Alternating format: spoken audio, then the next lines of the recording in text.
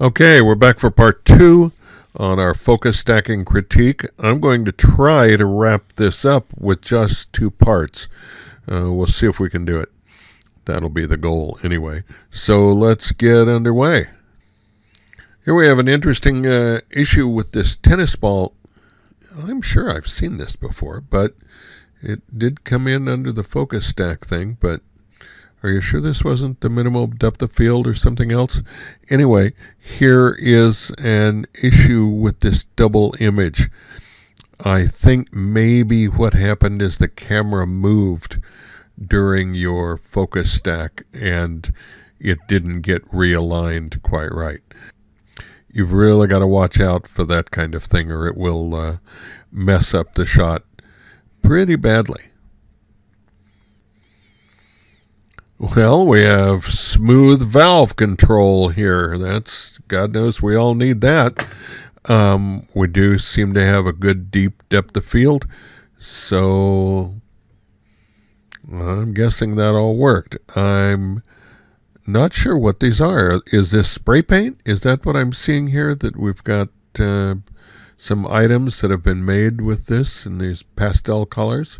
That looks like it could be. Well, the focus stack worked. Just be careful, it's a little busy. You've got this in the background. You've got shiny stuff here. You've got stuff over here. The shot is a focus stack, okay, I'll give you that. But you really need, again, to consider what is the photograph all about. That's what's really important here. So let's move on to the next one.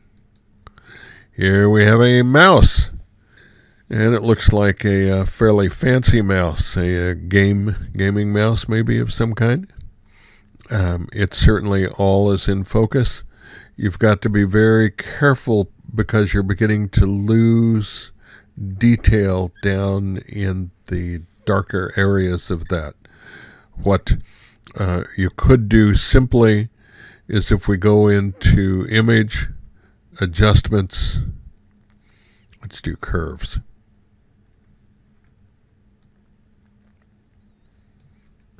If we hold down the Alt key and click in here, we can see where that tone is. Boy, it's right down at the bottom, huh? Okay.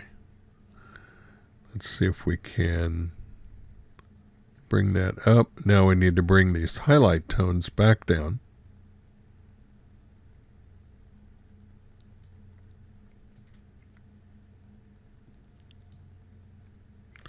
And now with this somewhat strange curve that would be impossible to do in film, we've opened up all of that dark area in here so you can see it. So we'll say okay. And then I would also crop in on this just because it's a picture of the mouse.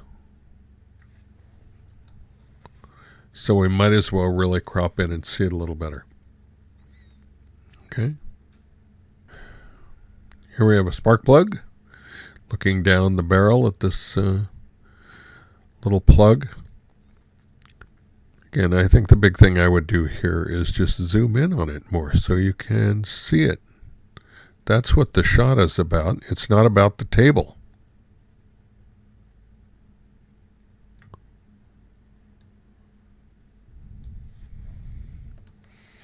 So if that's going to be your photograph, let's take it and not do all of the, or not include all of that stuff that's just distracting. Okay. Little ninja warriors out here. I am so sure I've seen this. Oh well. I would vignette this to bring these into a little better sense of focus or importance. But other than that, I don't think there's much I would do to this. It's all sharp. The very foreground is not quite sharp, but that's okay. We do have a piece here where Photoshop didn't quite know what to do with this. See, right around here, this is a little soft, and so is that. Photoshop isn't perfect at doing this. And what you could do then is go back through those stacks, find the image where this is sharp, and pull that part out. We have a pretty flower with the moisture drops on it. The only issue here is we missed this part, this foreground part. So if you're going to do a stack, and this one is a little soft. Now it is possible that the wind was blowing and what you actually have here is a motion blur. That's something you've really got to be careful of in a focus stack because it's hard to spot and it will kill a shot because it can't be sharpened because it's moving. So be very careful of things like that when you're shooting. And then I would again pull in tight to see where really is my shot.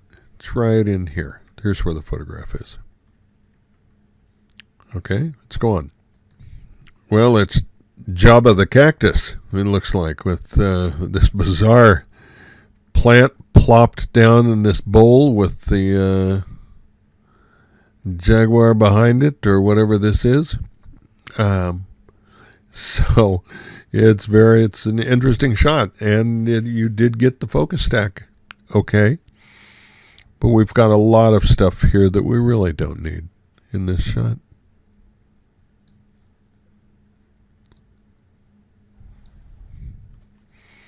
You could vignette this to bring all of it down a bit on the edges so that the plant stood out a little more. I'm going to try to do it just using the standard burn tool. It may affect my color a little bit, but that color isn't important to the shot, so this may be a quick way to do it.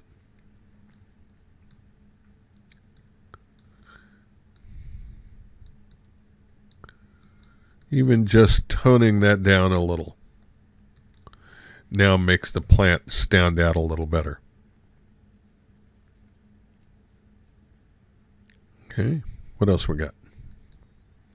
Pine cone of some kind. Nice shot. We do have where your focus stacks didn't exactly line up. You do want to eliminate that, and we can come in like this. And concentrate on our actual subject a little better. I'm not sure what this is. Maybe it's a cobweb floating in the air. It's very hard to tell. There's a couple of them. Yeah, I'm guessing it is a cobweb. Those would be so easy to take out. Take the spot healing brush. I'm just going to do that section to show you.